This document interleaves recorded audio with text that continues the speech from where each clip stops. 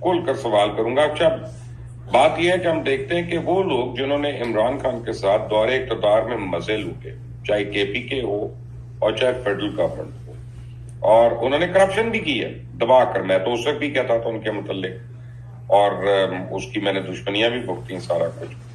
لیکن وہ لوگ ایک ایک فون کال کے اوپر پارٹی کو اور سیاست کو ایسے چھوڑتے گئے جیسے کوئی ایڈز کی بیماری ہے.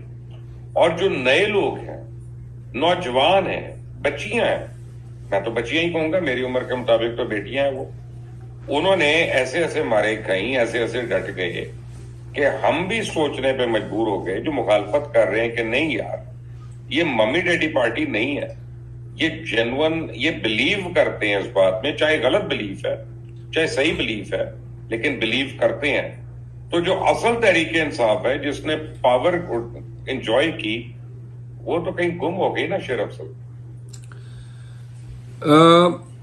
میرا خیال یہ ہے کہ وقت اور حالات جو ہیں وہ انسانوں کی صحیح شبیہ جو ہیں وہ عوام کے سامنے بھی لاتا ہے، دوستوں کے سامنے بھی لاتا ہے، اور ان کے سامنے بھی لاتا ہے جو ان کے محسن ہوتے ہیں. جن کو خان صاحب یا پی ٹی آئی اپنے لیڈر یا قیادت سمجھتی تھی، میں چونکہ پی ڈی ایم کی حکومت میں آنے کے بعد سے مئی 2022 میں ہی خان کی ٹیم کا حصہ بن چکا تھا، تو میں نے بڑے قریب سے دیکھا ان کو یک کے بعد دیگرے گرتے ہوئے، ہمارا ساتھ چھوڑتے ہوئے. ان کے پیچھے محرکات، وجوہات، ہر ایک کا علم ہے. اور میں آپ کو بتا دوں، جب 9 مئی ہوا تو 11 تاریخ کو خان صاحب جو ہیں وہ اس کی رہائی کا آرڈر ہوا، اور 13، 14، 15، 16 یہ ہر رات خان صاحب جو ہیں اس کو یہ فکر لگی رہتی تھی کہ آج کون ٹوٹ رہا ہے. اور آپ یقین کریں کہ بڑا دکھ ہو رہا تھا ان کو اپنے سابقہ ساتھیوں کے جانے کا ابتدا میں، اور ہمیں بڑی خفت اور خفگی ہوتی تھی جب ہم خان صاحب کو بتایا کرتے تھے کہ آج ابھی فلاں چلا گیا ہے اور فلاں چلا گیا ہے. تو 3-4 لوگوں کے حوالے سے انہوں نے کہا یہ وہ لوگ تھے جو 12، 13 اور 14 مئی کو گئے، اور یہ مثال کے طور پہ اسد عمر بھی تھے اس میں، مثال کے طور پہ اس میں فواد چودھری بھی تھے، پرویز خٹک بھی تھے، محمود خان بھی تھے. تو خان صاحب کی توقع ان سے بالکل نہیں تھی. ان کا خیال تھا کہ شاید زمین جنبد نہ جنبد، گل محمد نہ جنبد، کہ یہ نہیں ہلیں گے. تو جب یہ لوگ چلے گئے اور 18 مئی کے بعد خان کا رویہ میں نے دیکھا، تو ان 6 دنوں میں خان صاحب نہ کہ صرف اس کو ہضم کر گئے تھے، بلکہ خان صاحب کے رویے میں یہ تبدیلی پیدا ہو گئی کہ انہوں نے کہا کہ اچھا ہیں اور بھی جائیں گے، اور تطہیر ہیں جو ہو رہی ہیں. البتہ ان لوگوں کو شاید خان صاحب اس لیے کبھی معاف نہ کریں کیونکہ بقول خان صاحب کے ان لوگوں نے وہ راستہ بنوا دیا. اگر یہ ابتدا میں ڈٹ جاتے اور انکار کر دیتے تو شاید ہماری قیادت جو ہے وہ اس بری طرح نہ ٹوٹتی. کیسے انکار کرتے ہیں شیر افضل؟ کچھ کا تو مجھے پتا ہے، آپ چاہتے ہیں تو میں نام لے دیتا ہوں آپ کے. ان کے لڑکیوں کے ساتھ ہوٹلوں کے اندر نازیبا ان کی ویڈیوز تھیں، کچھ کے پیسے کھاتے ہوئے اور رشوتیں لینے کے پروف تھے، ایویڈنس تھے. انہوں نے تو 1 سیکنڈ میں جانا تھا. بالکل آپ کی بات صحیح ہے. میں تصدیق کرتا ہوں کہ جو ہم سے گئے ان میں سے بیشتر جو تھے ان کے حوالے سے شہادتیں تھی ویڈیوز کی، ان کو بلیک میل کیا گیا اور وہ ڈے گئے. تیار تھے ہونے کو، کوئی کرتا نہیں ہے، خود تیار تھے. میرا خیال ہے کہ کوئی پھر اخلاقی طور پہ یا اپنے فیملی ٹائز کو ٹوٹنے سے بچانے کے لیے انہوں نے یہ ترجیح دی. پھر خفت بھی ہوتی ہے. اور مزے کی بات یہ ہے کہ بہت ساری ویڈیوز جو ہیں اس دور میں بنی تھی جب پی ٹی آئی خود اقتدار میں تھی، اور یہ کی طرح زیادہ تر حصہ جو تھا وہ فیض صاحب کا تھا. जनरल फैज हमीद। जी हाँ। वो क्यों? वो तो पीटीआई के हमदर्द थे। ये वीडियो जब सामने आई और ये इल्म हुआ कि ये उन्हीं का दौर था, तो फिर जो है वो शायद उस परसेप्शन में तब्दीली पैदा हुई। यानी वो ये चाहते थे कि किसी वक्त वो ब्लैकमेल करके पार्टी पे कब्जा कर ले, यही होगा ना? मेरा ख्याल शायद थोड़ा सा डिफरेंट है।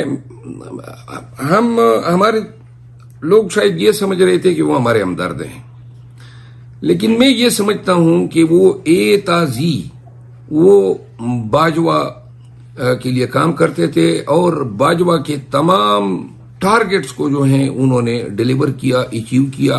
हमारा बन के उन्होंने हमें गुमराह किया, मिसगाइड किया, नाजायज लड़वाया। ये बहुत सारे काम उसके दौर में। सब सारों के मुतल्लिक आप बात करेंगे, मैं भी खटक के मुतल्लिक करूँ, आप बातें करेंगे फवाद के मुतल्लिक, अली जैदी के मुतल्लिक, महमूद खान के मुतल्लिक। लेकिन आप हों, खान साहब हों, बुशरा बेगम हो, आप में से कोई उस्मान बुज़दार का नाम नहीं लेता, आप में से कोई फराह गोगी का नाम नहीं लेता। ये क्या वजह है? ये लोग, हालांकि इन्होंने भी छोड़ा, ये भी भाग गए, दौड़ गए, इनका जिक्र नहीं होता। उस्मान बुज़दार जो है वो पीटीआई का लीडर नहीं था। वो उसका जो कद काट था, उसकी जो सियासी बसीरत थी, वो शायद उसको सारी उम्र भी लीडर न बनने दे। और वो एक फिल इन द ब्लैंक्स था। जो खातून का आपने नाम लिया, वो पीटीआई से वाबस्ता कभी नहीं रही है। वो उसका पीटीआई का न कोई ऑफिस होल्डर थी, न ऑफिस बियरर थी। और दूसरी बात यह है कि इस खातून को न मैंने कभी डिफेंड किया है, लेकिन उस पर अभी तक जो कुछ भी उस पे लादा गया है वो सारे इल्जामात हैं। और तो मेरी जान में आएगा तो आगे एविडेंस होगा ना, आपको भी पता है, आप तो वकील हैं इतने पाई के। वो ठीक है, लेकिन मैं अब इस वकालत में, पहले हम कहते थे कि जी कानून से भागो मत, क्योंकि जो कानून से भागता है कानून जो है उनको डिसोन करता है। अब इन वक्तों ने, बुरे वक्तों ने और कानून की बेरुखी ने मुझे ये एक सबक सिखा दिया है कि जहां पे क्लाइंट का मफाद ये डिमांड करे कि न इंसाफ हो रहा है, न तफ्तीश ईमानदारी से हो रही है, तो फिर इसी में खैर है कि क्लाइंट को भगाओ। और अब क्योंकि वकील के लिए तो जब हमें एतकाद है कि न तफ्तीशी ने उसके साथ शराफत से पेश आना है। ये क्या केसेस थे जो पीटीआई की क़यादत पे बनाए गए? ये कोई केसेस हैं जो खान साहब पे बनाए गए हैं? तो इन केसेस में जो लोग बैरून मुल्क रहे, देखिए ना, बहुत सारे हमारे लीडर्स बैरून मुल्क रहे, और जब ये इलेक्शन होने को थे या हो गए तो तब आए। तो वो लोग कम से कम इस दौर की जुल्म और जबर से तो बच गए ना। और अब अदालत में उनका और इनमें ये फर्क है कि उन्होंने लाठियां भी खाई, तकालीफ भी उठाई। तो लिहाजा अब, और ये मेरा ख्याल है कि कानून में भी अब इस चीज को एक्नॉलेज होना पड़ेगा कि अगर कानूनन आप समझते हैं कि आपके साथ इंसाफ नहीं हो रहा है, तो आपकी खैर भी इसी में है कि आप भागें। और कानून जो है वो अब इसको एक्नॉलेज कर चुका है, क्योंकि कोई उनके साथ, इसको, इन लोगों को यह सजा नहीं दी गई कि आप भागे क्यों थे। उनके साथ इस बुनियाद पे कोई तफरीक नहीं हुई है। इसलिए ला ने एडमिट किया है कि ऐसे हालात में भागा जाना जो है वो भी करीने एन इंसाफ के मुताबिक है। अच्छा, मुझे ये बताएं कि इंसाफ हम देख रहे हैं ऐसा हो रहा है कि खान साहब अंदर है और तमाम उनके वकील जो है वो पार्लियामेंट में है, या वो ऐश कर रहे हैं, या उनके टिकटॉक चल रहे हैं, या उनकी आमदनियां हो रही हैं। यानी ये वकील ऐसे हैं कि जो 2-2 महीने खान की अपील भी नहीं फाइल करते तोशाखाना में या किसी और में। तो मैं कैसे मान लूं कि सारे आप लोग वकील जो हैं वो अपने लीडर से सिंसियर है? मुबशर साहब, ये बड़ा कम्प्लेक्स क्वेश्चन है।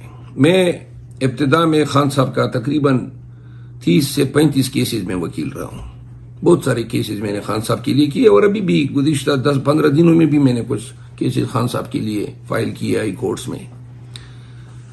خان صاحب کے ساتھ جو عمل روا رکھا گیا، پاکستان میں کہیں پر جو ہیں کوئی ایسا تھانہ شاید اب رہ نہیں گیا، کیونکہ 202 سے زیادہ کیسز میں اب خان صاحب جو ہیں نامزد ہو چکے ہیں۔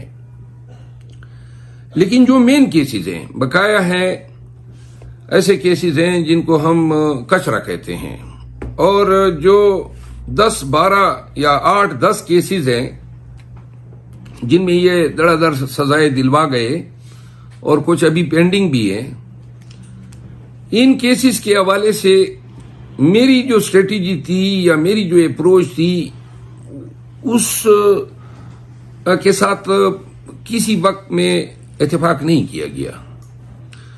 میرا خیال یہ ہے کہ ہمارا جو رویہ تھا یا ہماری جو اپروچ تھی عدالتوں کی طرف، وہ ٹپیکلی پروفیشنل تھی۔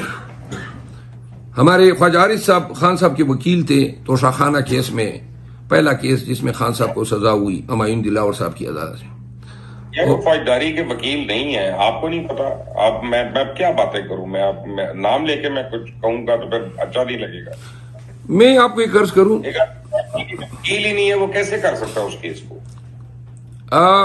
میرا خیال نہیں، یہ ڈیبیٹیبل پوائنٹ ہے، لیکن ایک چیز میں عرض کر دوں کہ جو عدالت کر رہی تھی یا جو ہو رہا تھا ٹرائل کے دوران، خان صاحب اس وقت گرفتار نہیں تھے، تو رات کو ہم جب زوم کی میٹنگ پہ بیٹھ جاتے تھے یا بنی گالہ میں بیٹھا کرتے تھے، تو یہ بات میری طرف سے ہمیشہ ہوتی تھی کہ ہم کورٹس کو صحیح اپروچ نہیں کر رہے ہیں۔ جو ہماری اپروچ ہے، اب میں آپ کو ایک مثال دوں، ہوا یہ کہ جب یہ توشہ خانہ کیس چل رہا تھا، تو توشہ خانہ کیس میں ڈیسائیڈ ہوا کہ ٹرائل جج سے ہم عدم اعتماد کی موشن اس کے خلاف دائر کرتے ہیں، پٹیشن دائر کرتے ہیں، تاکہ یہ کیس ان سے تبدیل ہو جائے۔ وہ درخواست مجھے ابھی بھی یاد ہے کہ وہ درخواست 3 مئی کو دائر ہوئی، 3 مئی کو، اور 3 مئی کو دائر کی گئی اس درخواست کا فیصلہ جو تھا ہائی کورٹ نے 4 اگست کو کیا، یعنی کہ خان صاحب کو 5 اگست کو سزا ہوئی، تو 4 اگست تک جو ہے وہ درخواست فیصلہ نہ کروائی جا سکی۔ زیادہ سے زیادہ یہ ہو جاتا نا کہ ہائی کورٹ اس درخواست کو خارج کرتی تھی، یہ 1 ہفتے میں بھی ممکن تھا۔ آپ کو کہتے کھڑے ہو کے کہ جی آپ پہ مجھے فیتھ نہیں ہے، وہ اپنے آپ کو ریکلوز کر لیتے۔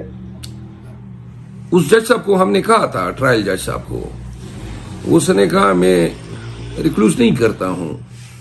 ہم نے ہائی کورٹ میں بھی تحریری درخواست دی چیف جسٹس صاحب کو کہ آپ بھی ریکلوز کر لیں، انہوں نے بھی وہ ہماری پٹیشن جو ہے وہ، آپ کو یاد ہے میرے ساتھ جواد خواجہ صاحب نے بھی ریکلوز نہیں کیا تھا۔ یہ ہمارے جج کرتے ہیں اس ملک میں ایسا۔ میں نے خود یہ دیکھا ہے کہ یہ آئین میں یہ سکم ہے کہ پاکستان میں اعلیٰ عدالتوں کے جج جو ہیں وہ اگر خود کسی کیس سے اپنے آپ کو علیحدہ نہیں کرتے ہیں تو پھر پاکستانی لٹیگنٹ یا شہری کے پاس کوئی بھی لیگل ریمیڈی نہیں ہے، آپ اس جج کے رحم و کرم پہ ہیں۔ تو لہذا بہت سے کامن لا جورسڈکشن میں کانسٹیٹیوشنل کورٹ کے ججز کے خلاف ریمیڈیز اویلیبل ہیں، لیکن پاکستان میں نہیں ہے، امریکہ میں بھی نہیں ہے۔ میرا خیال یہ ہے کہ ان واقعات حالات نے ہمیں سمجھا دیا۔ امریکہ میں 2 نمبری ہوتی نہیں ہے جو یہاں پہ ہو رہی۔ آئی ایم سوری، میں کنٹیمپٹ والی باتیں کر رہا ہوں، بٹ آئی ایم سوری۔ میرا خیال ہے کہ ہم یہ سمجھتے ہیں اگر وقت آیا تو ہم یہ ریمیڈی اور اس کے علاوہ عدالتی نظام کی تصحیح کے لیے ہمارے ذہن میں ہے کہ سپریم کورٹ جو ہے، سپریم کورٹ آف پاکستان، وہاں پہ لوگوں کے کیسز ہی نہیں لگتے ہیں کیونکہ اوور برڈنڈ ہیں، اور پھر کانسٹیٹیوشنل ڈسپیوٹس بھی ادھر جاتے ہیں۔ اور کانسٹیٹیوشنل اختیار، اپیلٹ اختیار، سول اپیل اختیار، کرمنل اپیل اختیار، اوریجنل جورسڈکشن، ان تمام اختیارات نے مل کے سپریم کورٹ آف پاکستان کو مجسمہ اختیارات بنا دیا ہے. ہم یہ سمجھتے ہیں کہ یہ انصاف نہیں ہے کہ ایک ادارہ اتنا با اختیار ہو کہ جو جس طریقے سے وہ مناسب سمجھیں وہ اسی کو انصاف کہیں. تازہ ترین مثال ہے ذوالفقار علی بھٹو کو پھانسی دی گئی سپریم کورٹ کہ اس کیے ہوئے عمل کو آج 1979 اور اب 2024 میں سپریم کورٹ آف پاکستان کہتے ہیں کہ فیئر ٹرائل کا حق نہیں دیا گیا. تو لہذا اگر اتنی با اختیار نہ ہوتی تو شاید بھٹو کو بھی انصاف ہوتا. ہمارے ذہن میں یہ ہے کہ اس کا حل یہ ہے کہ کانسٹیٹیوشنل کورٹ علیحدہ بنائی جائے پاکستان کی، اور جو سول اور کرمنل اپیل کورٹ ہیں، جس طرح یو کے میں بھی اس طرح کا نظام ہے، فرانس میں ہے، تاکہ جو اختیارات ہیں اور بہت سارے دیگر اداروں میں بھی اختیارات کی ڈسٹریبیوشن ہونی چاہیے. آپ دیکھیں نا، لیکن ایسے بھی تو ہے نا کہ کچھ ججز ہیں جو صرف آپ کے حق میں فیصلہ دے دیتے ہیں، جو کورٹ میں دیکھتے ہیں ملزم کو کہہ دیتے ہیں گڈ ٹو سی یو، اور پھر جس کا جو دل کرتا ہے وہ پشاور ہائی کورٹ چلا جاتا ہے اور اپنے فیور کی ججمنٹ بھی لے آتا ہے وہاں سے ہی. مرفت صاحب، ہم یہ باتیں بھی تو دیکھ رہے ہیں نا، جو آپ کے خلاف ہوا ہے، میں مانتا ہوں ہوا ہے، تو وہ آپ کے فیور میں جو بڑی باتیں ہوئی ہیں نا، وہ نہیں آپ لوگ مانتے. اچھا، میں اب آپ کو عرض کروں نا، یہ نون کا بیانیہ ہے جو ابھی آپ نے بات کی نا، نون یہ باتیں کرتی رہی ہیں. اب گڈ ٹو سی یو سے آپ ذرا تھوڑا سا اس کا بنظر عمیق جائزہ لیں. یہی بندیال صاحب تھے جنہوں نے رات کو عدالت لگائی، اور انہوں نے رات کو عدالت لگا کے ہمیں مجبور کیا کہ اقتدار چھوڑیں. اگر ان کی عدالت نہ لگتی تو عدم اعتماد کی تحریک جو تھی یا ان کا جو خواب تھا وہ پورا ہونا نہیں تھا. اور رات کو پھر اسلام آباد ہائی کورٹ بھی اسی رات لگی. پھر آپ دیکھیں کہ عمر عطاب بندیال صاحب کے ساتھ پی ایم ایل این نے بڑی ایک کامیاب اسٹریٹجی اپنائی. انہوں نے کیا کیا، اس کو ڈائریکٹ ایکیوز کیا، ہردہ سرائیاں کی، اس پہ الزام تراشیاں کی، ان کے ساتھی جج اس پہ کی. اس کا ایک خاطر خواہ نتیجہ یہ نکلا کہ وہ تمام جج صاحبان جو ہیں وہ ڈیفنس پہ آ گئے. بجائے اس کا حل تھا کہ یہ کنٹمپٹ کی جورسڈکشن ایزیوم کرتے. جناب علی یہ خاموش رہے، پھر دھرنے تک نوبت آئی، مولانا صاحب دھرنا لے کر ریلی لے کر چلے گئے، جو زبان سپریم کورٹ کے لیے استعمال ہوئی. اب آپ عمر عطاب بندیال صاحب کے دور کی ایک نیکی بتا دیں، ایک نیکی جو پاکستان تحریک انصاف کے ساتھ انہوں نے کی ہو. اور میں 10 ایسے کام بتا سکتا ہوں جس نے ہماری بےخکنی میں کلیدی کردار ادا کیا. مثال کے طور پہ انہوں نے فیصلہ کیا کہ جی سپریم کورٹ نے آرڈر کیا کہ جی پنجاب اور کے پی میں الیکشن ہو جائیں، اور میرا خیال ہے کہ 14 مئی کی تاریخ تھی 2022 کی کہ الیکشن ہوں گے. کے پی نہیں کہا اپنا پنجاب میں، کے پی انہوں نے کہا تھا اپنے اس کے مطابق. اچھا، اب یہی تو ڈسپیوٹ تھا. سپریم کورٹ نے فیصلہ کیا. اس کے بعد بھی بندیال صاحب چیف جسٹس رہے، لیکن جس دن یہ ابھی 9 مئی نہیں آئے، 1 سال بعد 9 مئی آتی ہے، لیکن اس فیصلے کو جس بے دردی کے ساتھ پامال کیا گورنمنٹ نے، اور اس روز سے بے توقیری شروع ہوئی عدالتوں کی بھی اور رول آف لا کی بھی. نہ پھر سپریم کورٹ کا جب یہ حشر ہوا تو پھر تو ہائی کورٹ جو تھے انہوں نے تو بالکل ہی ان کی حالت دیکھ کے بعد میں جو واقعات ہوئے تو اس نے قانون کی حکمرانی کی پامالی کے لیے کلیدی کردار ادا کیا. اس فیصلے پہ عمل درآمد نہ کرانا، یہ اس وقت کی چیف جسٹس آف پاکستان. ایک منٹ جی، اب گڈ ٹو سی ان کو کہا کہ آپ نے ووٹ نہیں دینا، اور ووٹ نہ دینے کے باوجود ان کو نااہل بھی کر دینا اور ان کے ووٹ بھی کاؤنٹ نہ ہونا. یار جرم ہوا نہیں اور مجرم بنا کے سزا دے دی گئی. یہ بھی تو لاہور ہائی کورٹ نے کیا تھا. میری گزارش آپ سن لیں. میں اب گڈ ٹو سی پہ میں بات کرتا ہوں، پھر لاہور ہائی کورٹ کی اس کا جواب دیتا ہوں. گڈ ٹو سی کیا تھا؟ گڈ ٹو سی یہ تھا، ایک تو بندیال صاحب کا آپ کو یہ علم ضرور ہوگا کہ وہ عدالت میں جو ہے زیادہ کرٹیس، ہمیشہ اپنی لائف میں کرٹیس رہے. وہ ہر ایک کے ساتھ اس طرح کلام ہوتے رہے، یہ نہیں تھا کہ خان اسپیسیفک تھے. اب ہوا یہ کہ انہوں نے خان کی رہائی کا آرڈر کیا، اس میں وہ اکیلے نہیں تھے، اس میں اطہر من اللہ صاحب بھی تھے ان کے ساتھ، اور سندھ کے جو جسٹس صاحب ہیں وہ بھی. خان گرفتار ہوتا ہے ہائی کورٹ کی پریمیسز سے، رینجر گرفتار کرتی ہیں جب وہ آیا ہوا ہے ایک لیگل ریمیڈی کے لیے. اور ایکسیس ٹو جسٹس ہمارا آئین پاکستان کہتا ہے کہ یہ بنیادی حق ہے. کیوں کر کسی شخص کو قانون کی حق تک رسائی سے محروم کرنے کے لیے اس طرح جس انداز میں ان کو گرفتار کیا گیا رینجر نے، جن کا کوئی گرفتاری سے کوئی کام نہیں ہے، نہ کبھی انہوں نے کسی سیاستدان کو گرفتار کیا، یہ پولیس کا کام ہے. اور اس کے بعد عدالتوں کے متعدد فیصلہ جات ہیں کہ اگر کوئی شخص انصاف کے لیے راستے میں بھی جا رہا ہو تو اس کی گرفتاری بھی نہیں ہو سکتی ہے. رپورٹڈ ججمنٹس ہیں. ایک نیب کا یہ جو جسٹس قیوم مرحوم صاحب ہیں، وہ اس وقت اٹارنی جنرل تھے، اور اس زمانے میں بابر اعوان صاحب، ڈاکٹر بابر اعوان صاحب اپنے کلائنٹ کو لے کر گئے تو سپریم کورٹ کے پارکنگ لاٹ سے ان کو اٹھا لیا گیا. نیب کا کیس تھا، نیب نے اٹھایا، تو اس شخص کو اسی انداز میں چھوڑا گیا جو ریلیف خان صاحب کو دی گئی. اور اگر سپریم کورٹ یہ نہ کرتی اور سپریم کورٹ یہ کہتی کہ یہ درست ہیں، تو آپ یقین کریں کہ یہ اتنا ڈیمیجنگ ہوتا، یہ اتنا خطرناک فعل ہوتا کہ اس کے بعد اداروں، پولیس، بیوروکریسی، ان کے آگے کوئی مائی کلال بند باندھ ہی نہیں سکتا تھا. یعنی آپ کو بنیادی انسانی حق، قانون کی انصاف کے حصول تک رسائی کا حق، یہ کسی جورسڈکشن میں، کسی مہذب معاشرے میں کمپرومائز نہیں ہو سکتا ہے. تو لہذا وہ ایک جائز ریلیف تھی.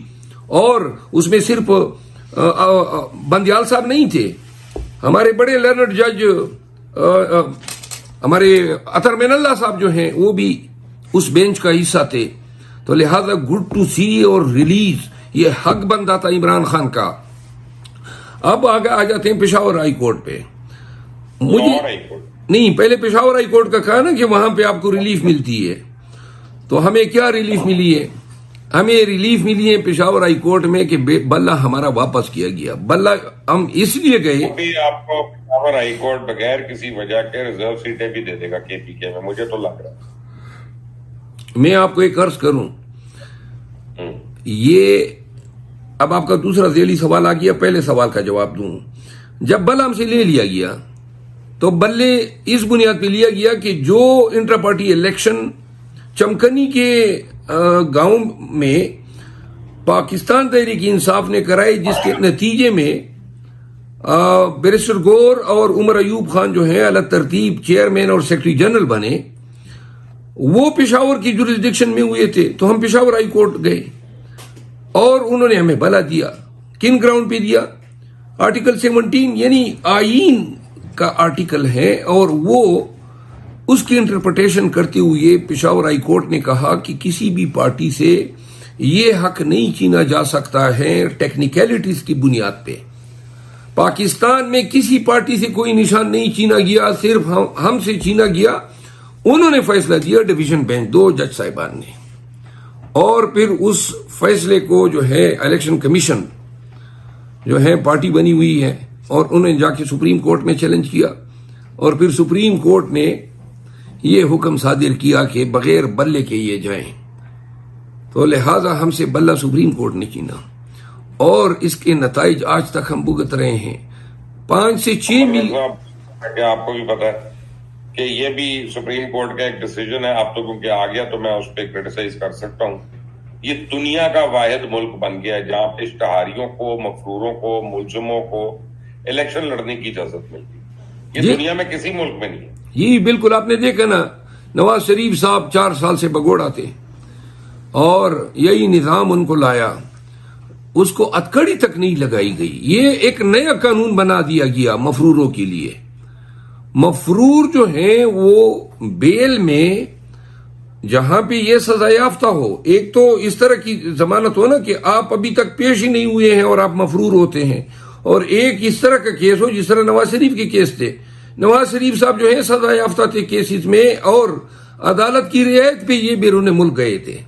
تو آپ کی حکومت تھی، عمران خان وزیر اعظم تھے، بزدار وزیر اعلیٰ تھے، کسی اور کو کیا بلیم کرنا؟ میں آپ کو عرض کروں، نواز شریف نے بیسیکلی ڈیل کی ہوئی تھی باجوہ کے ساتھ، اور اس ڈیل کے توفیل جو ہیں گئے. بعد میں اس نے ریوارڈ دیا جب باجوہ کا ایکسٹینشن کا میٹر آیا. یہ 2019 میں گئے اور باجوہ کا ایکسٹینشن آیا تو نون ان کے ساتھ کڑی ہو گئی، تو لہذا یہ ڈیل ان کی باجوہ کے ساتھ تھی. سر ایک سیکنڈ، جو سائن کرنے والی اتھارٹی ہے وہ تو چیف ایگزیکٹو ہے نا؟ نہیں، انہوں نے تو یہ کام عدالتوں کے ذریعے کروا دیا، لاہور ہائی کورٹ ہے. اور عدالت نے کون سا اپنا 50 روپے کے سٹیمپ پیپر پہ لے لیا یار؟ پھر آپ مجھے کہتے ہیں عدالت کی عزت کرو. میرا خیال ہے کہ ہماری خودی، ہماری حمیت، ہماری غیرت اب ہمیں یہ سکھاتی ہے کہ جو اپنے فرائض کی انجام دہی میں بددیانتی کا ارتکاب کرتا ہے، طرفداری کرتا ہے، بدنیتی سے اس کام کی ادائیگی کرتا ہے، ایسے لوگ کسی بھی منصب پہ بیٹھے ہو عزت کے حقدار نہیں ہے. دیکھیں، میں تو عزت کرنے پہ مجبور ہوں ایسے لوگوں کی جیسے ریحانہ ڈار ہیں، ہماری والدہ کے برابر ہیں، والدہ ہی ہیں، کہ وہ جیتے یا نہ جیتے الیکشن لیکن ایٹ لیسٹ وہ ڈڈلے سے کھڑی تو ہے. جیسے عمر چیمہ ہے کہ وہ جیل میں ہے اور وہ بیچارے کو کوئی فائدہ بھی نہیں ہوا ساری اس سیاست کا، لیکن وہ کھڑا ہے باہر اصولوں پہ اپنے کھڑا ہے. میں تو ایسے لوگوں کی عزت کرنے پہ مجبور ہوں، اور ایسے بگوڑوں کی نہیں کہ جو یوں کر کے بھاگے ہیں تاکہ جو $100 ملین کھائے ہوئے ہیں وہ عزم ہو جائے کسی طرح اور وہ لیجٹمیٹ ہو جائے. دیکھیں، ریحانہ ڈار صاحبہ جیت چکی ہے.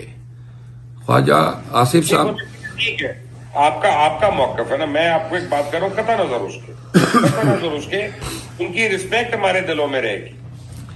بہت سارے لوگ اس کڑے دور میں ہیرو بن کے ابھرے ہیں. آج آپ نے میرا جب تعارف کرایا تو آپ کو تو یاد ہے، میں تو آپ کے سامنے 7-8 سال تک تو آپ کے کیسز میں وکیل رہا، اور آپ کو یاد ہے میرا مزاج ہی ایسا ہے، اور میں ہوں یہی چیز جو برے وقت میں بھی یہی رہا جو میں تھا. میں آپ کو عرض کروں، خان کے ساتھ کھڑا رہنے پہ اور مظلوموں کے ساتھ کھڑا رہنے پہ آج مجھ جیسے ناچیز کو لوگ جدھر دیکھتے ہیں وہاں پہ تھوڑی دیر میں مجمع بن جاتا ہے. جو عزت اللہ نے دی یہ میں نے کبھی مانگی نہیں تھی، نہ میں نے اس کا سوچا تھا. اب آپ میرا تقابلی جائزہ کرائیں پرویز خٹک سے، علی زیدی کے ساتھ کرائیں، وہ چوہان کے ساتھ کرائیں، محمود خان کے ساتھ کرائیں، یا لوگوں کے ساتھ میں آپ کا مقابلہ کیوں کروں؟ نہیں، میں آپ کو عرض کرتا ہوں نا، جنہوں نے ان کو چھوڑا ان کا عوام نے اور پھر خدا نے کیا حشر کیا. اور جو خان کے ساتھ کھڑے ہوئے، ایک نام بتا دیں جو خان کے ساتھ کھڑا رہا ہو اور وہ عزت اور تکریم اور پاکستانیوں کی فیور کا جو ہے وہ توجہ نہ بنا ہو. دیکھیے، اب یہاں پہ ایک ڈسپیوٹ ہے، مجھے سمجھ نہیں آتی میں کیا سوچوں. عارف الوی خان کے ساتھ کھڑا رہا کہ دھوکہ دے گیا؟ میری ذاتی رائے ہے، اور چونکہ میری خان صاحب کے ساتھ عارف الوی صاحب کے موضوع پہ کئی دفعہ گفتگو ہوئی ہے، تو میں بڑا سیفلی یہ کنکلوڈ کر سکتا ہوں کہ خان صاحب کی نظر میں بھی عارف الوی اپنے اعتماد کو چکے ہیں. بہت پہلے جب یہ حج پہ گئے اور اس دور کا اس وقت کا فائدہ اٹھاتے ہوئے پی ڈی ایم کی حکومت نے اس وقت کے چیئرمین سینٹ کے ذریعے جو قائم مقام صدر بنا وہ قانون سازیاں کرائی جن کو آج تک ہم بھگت رہے ہیں خمیازہ. پھر انہوں نے جو سب سے پرائم اس کی ڈیوٹی تھی وہ تھی الیکشن کمیشن کو تاریخ دینا. انہوں نے کیا کیا، جو یہ ظلم کیا انہوں نے پاکستان کے ساتھ بھی، آئین کے ساتھ بھی، اور اس کے علاوہ پاکستان تحریک انصاف کے ساتھ بھی، انہوں نے اپنے اس عہدے سے، اس منصب سے انحراف کرتے ہوئے، اور انگریزی کا ایک ورڈ ہے شرک، اپنی ڈیوٹی کو شرک کرتے ہوئے SHIRK، انہوں نے الیکشن کمیشن کو لکھا کہ جی آپ تاریخ مقرر کر دیں۔ اس سے بڑی انٹلیکچوئل ڈسانیسٹی کوئی نہیں ہو سکتی ہے۔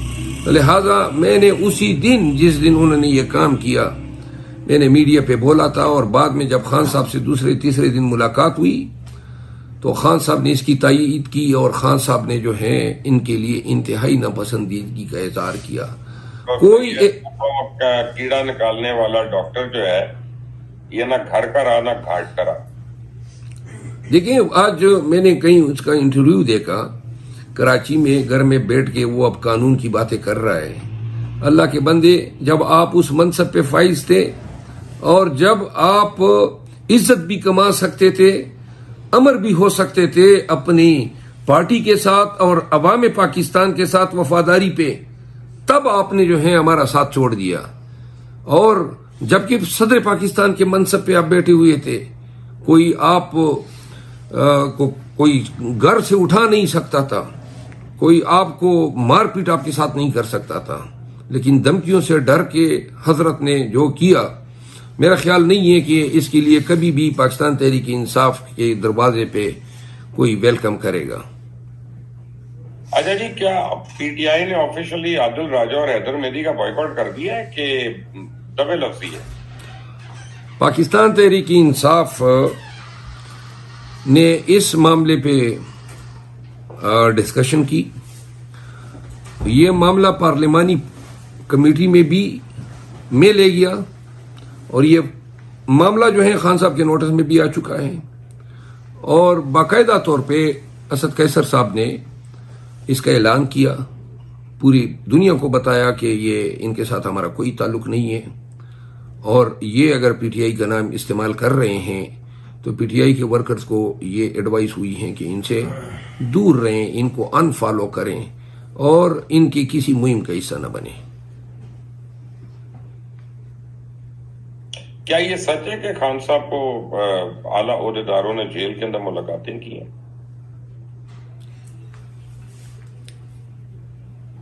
خان صاحب جو ہے، خان صاحب کے ساتھ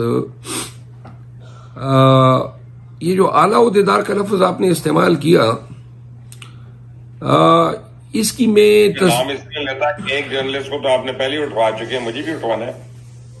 نہیں، میں آپ کو عرض کر دوں، دیکھیے یہ اٹھوایا جانا بھی اب روٹین ہو گیا ہے، ٹھیک ہے نا جی۔ ہمیں ہر وقت مینٹلی فزیکلی اس عمل کے لیے تیار رہنا چاہیے۔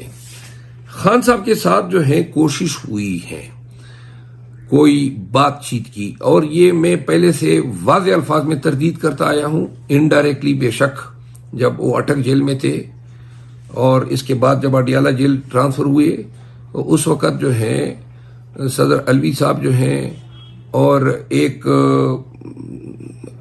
لیڈر تھے، ایک وقت میں وزیر اطلاعات رہے تھے، محمد علی صاحب تھے، یا اس طرح کچھ نام تھا، میرے ذہن سے اب نکل رہے، بڑے دورانی صاحب، جی ہاں، دورانی صاحب نے اپنا ایک کردار ادا کرنا چاہا۔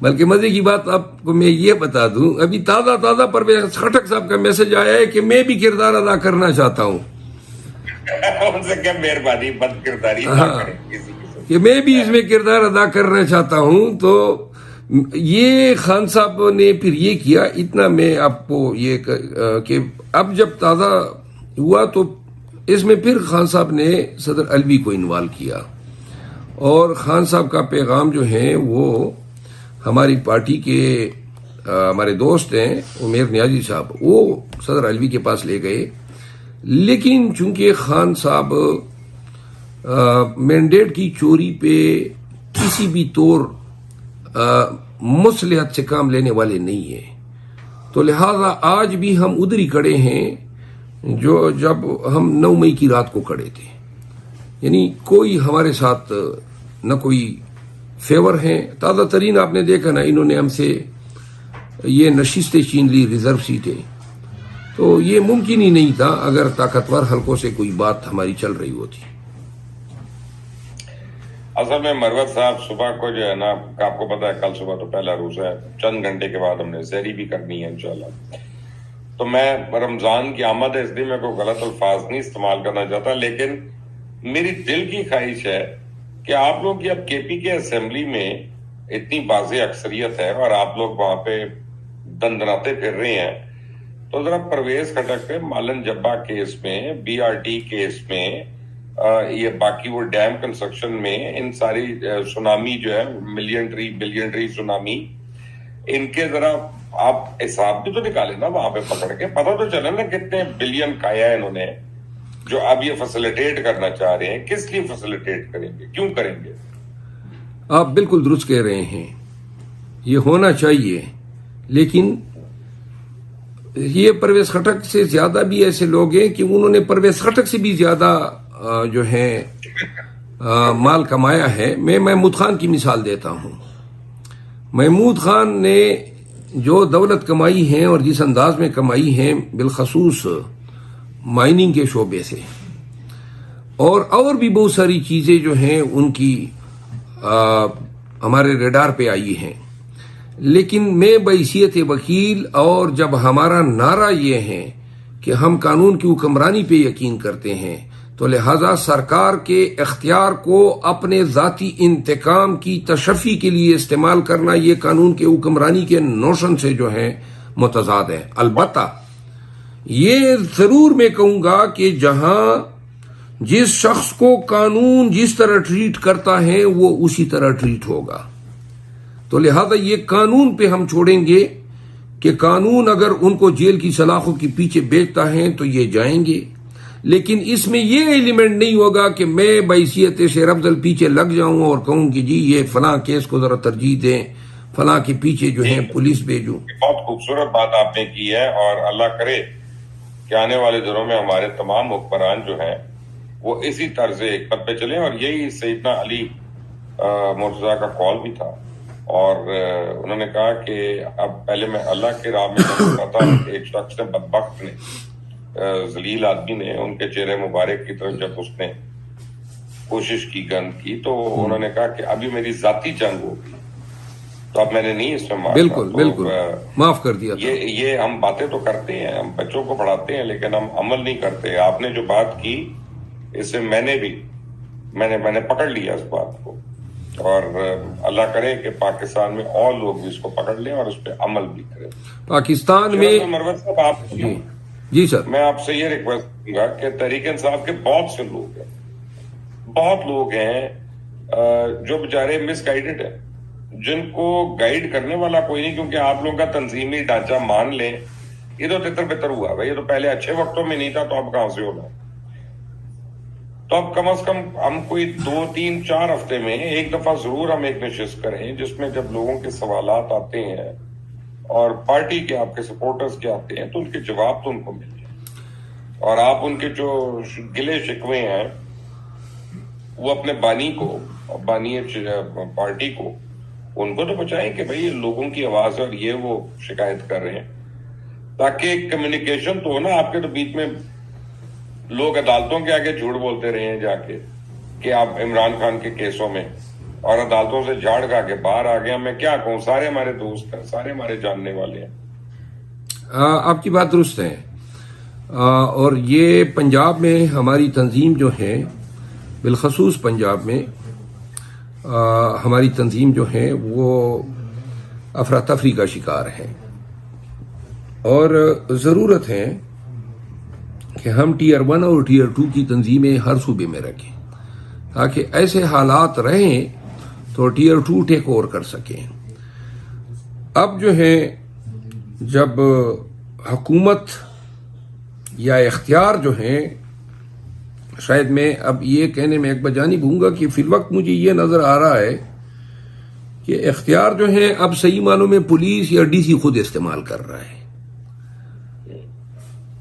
پہلے یہ ڈی سی اور پولیس جو ہیں یہ استعمال ہوتے تھے، تو استعمال ہونے میں یہ ان کے عمل جو تھا نا وہ اتنا تیز تر ہوتا تھا، اتنا مضر ہوتا تھا، اتنا ناگہانی ہوا کرتا تھا. لیکن سیاسی ورکروں نے تو ساری عمر ان کو تو بکتا ہے، لیکن ان کا وہ روپ اس لیے تیز تھا یا مہلک تھا کیونکہ وہ استعمال ہو رہے تھے.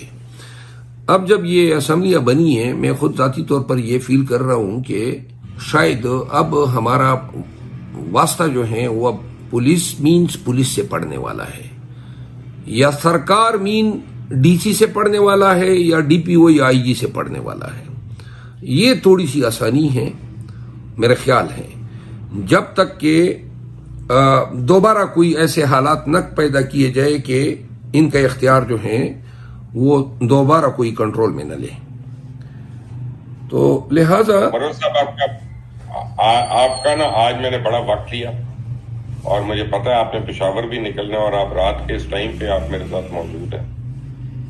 سوال تو بڑے ہیں لیکن انشاءاللہ اگلی دفعہ پھر ٹھیک ہے. جب آپ کہیں گے کہیں پہ ٹوٹا اس لیے نہیں کہ میں چاہتا ہوں ایک دفعہ آپ کا بھی موقف اور آپ کی پارٹی کا موقف بھی لوگوں کو کھل کر پتا چلے، پھر میں اپنے اختلافات کروں کہ ہاں جی مجھے تو اس بات سے اختلاف ہے. تو آج میں نے زیادہ اس لیے آپ کو بیچ میں کاٹا پیٹی نہیں کی ہے. اگلی نشست پہ فارم 45 اور فارم 47 پہ بات کریں گے. اگلی نشست پہ میں پشاور ہائی کورٹ کا بھی بتاؤں گا کہ اس پہ جو الزامات لگتے ہیں ان کے پیچھے حقیقت کیا ہے. اگلی نشست پہ میں آپ کو یہ بھی بتاؤں گا کہ پاکستان تحریک انصاف کے بیشتر جو لیڈرز ہیں وہ 9 مئی کے بعد کچھ تو چھوڑ گئے اور کچھ کمپرومائز ہوئے، کچھ سہولت کاری کرتے رہے، اور بعد میں ان لوگوں نے بھی ہمیں چھوڑ دیا. پھر جو ہے کس طریقے سے جو ہے ہم ابھی تک خان صاحب کو وہ قانونی اچیومنٹ جنگ میں نہیں دلا سکے جو کوئی بھی دوسرے ملزم کو جو ہے حاصل ہو چکی ہوتی. پھر جو ہے بہت ساری چیزیں اور ہیں، بین الاقوامی سیاست پہ بھی کچھ بولنا تھا، لیکن جب بھی آپ نیکسٹ نشست رکھیں گے میں آپ کو یہ بھی بتاؤں گا کہ کس طریقے سے ہم نے کے پی میں کنونشن کا آغاز کیا. نہ کہ صرف کنونشن کیے خیبر سے کراچی تک، بلکہ کامیاب کنونشن کیے. نتیجہ 8 فروری کو قوم نے خان کے اس شعور کی بنیاد پہ جس طرح ووٹ سے پی ٹی آئی کو نوازا. بہت ساری باتیں آپ کو بتانی ہے، لیکن اگلی نشست جب بھی آپ کہیں گے انشاءاللہ میں آپ کو اٹینڈ کروں گا. بڑی مہربانی آپ کی شیر افضل مروت. اللہ تعالیٰ آپ کو سلامت رکھے، صحت کے ساتھ رکھے. Until the next time. Thank you sir, مہربانی، شکریہ.